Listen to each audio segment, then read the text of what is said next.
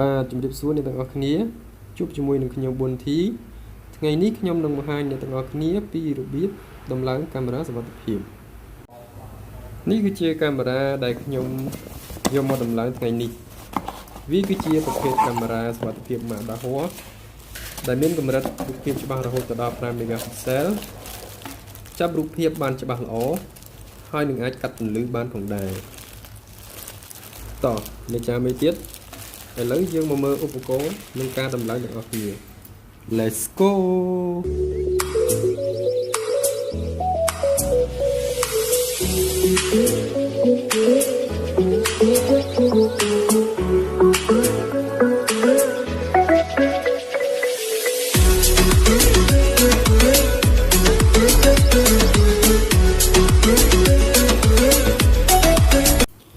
តោះឥឡូវបន្ទាប់ពីមើលឧបករណ៍រួចរាល់ហើយយើងមកមើលការដំឡើងទាំងអស់គ្នាអូខេ let's go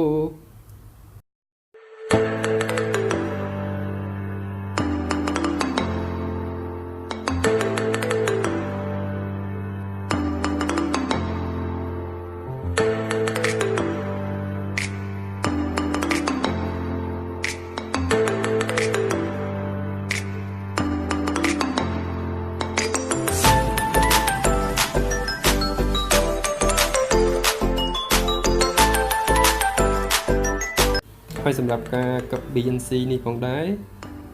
យើងធ្វើយ៉ាងណាកុំឲ្យបណ្ដូលកណ្ដាលនៃខ្សែស្ពាន់ប៉ះនឹងខ្សែស្ពាន់ខាងក្រៅរបស់ខ្សែកាមេរ៉ា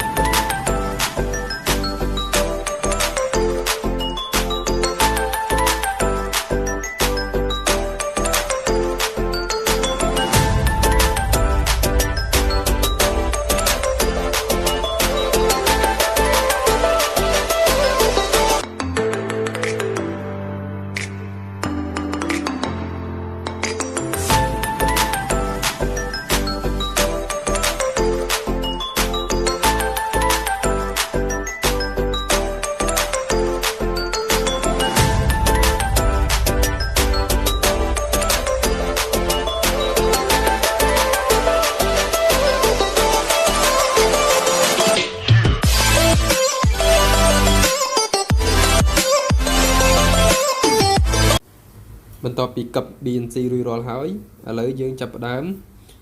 ភ្ជាប់ខ្សែ DC ទៅនឹងខ្សែភ្លើងកាមេរ៉ាដើម្បីភ្ជាប់ជាមួយនឹងកាមេរ៉ាអូខេឥឡូវយើងចាប់ផ្ដើមទាំងអស់គ្នា Let's go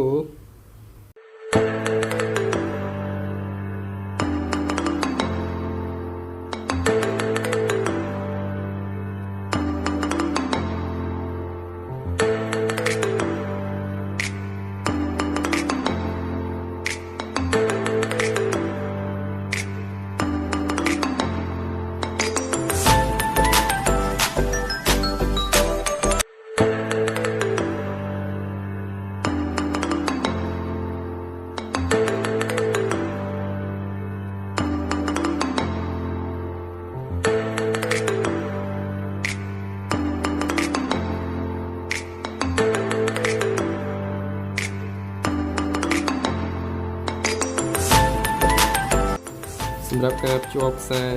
DC ទៅនឹងខ្សែភ្លើងកាមេរ៉ាជាទូទៅគឺខ្ញុំយកពណ៌ក្រហមបូកអញ្ចឹងសម្រាប់ពណ៌ក្រហមគឺយើងភ្ជាប់ជាមួយពណ៌ក្រហមពណ៌ខ្មៅភ្ជាប់ជាមួយពណ៌ខ្មៅដើម្បីងាយស្រួល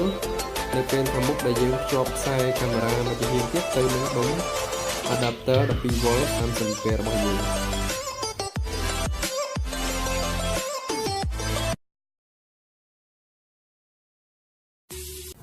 តោះឥឡូវយើងចាប់ផ្ដើម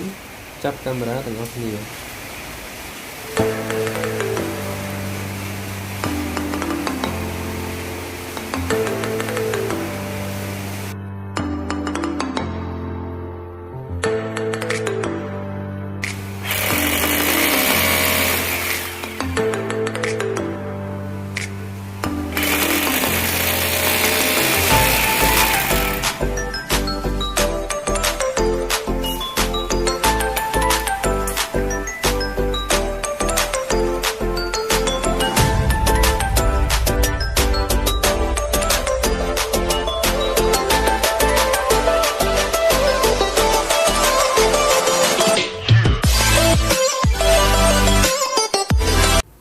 ำหรับการจบខ្សែកាមេរ៉ាដែលយើងកັບរួចហើយទៅនឹងកាមេរ៉ាគឺងាយស្រួលទេគឺវាមានរុនរបស់វាស្រាប់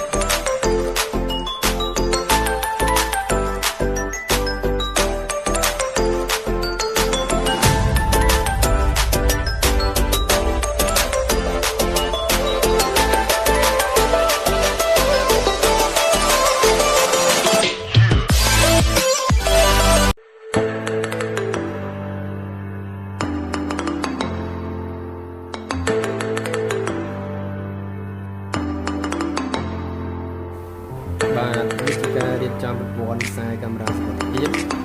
ឲ្យវាមានរបៀបរៀបរយដូចជាការកាត់ខ្សែ